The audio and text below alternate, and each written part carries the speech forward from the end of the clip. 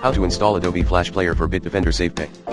Bitdefender Safepay browser allows users to install the Adobe Flash plugin easily, by following the steps described here. 1. Open the main Bitdefender window and go to the privacy window. 2. In the Safepay module, click on Open Safepay. 3. Press the menu button in the upper right corner, then press Settings. 3. Under Manage Plugins, click the Download button next to the Adobe Flash plugin. 4. You will be redirected to Adobe's site. Select your operating system and at step 2 select FP32 for Opera and Chromium, Safepay. Note, in this case, we selected Windows 10/Windows 8 as an example. 5. Click Download now and follow the rest of the on-screen steps.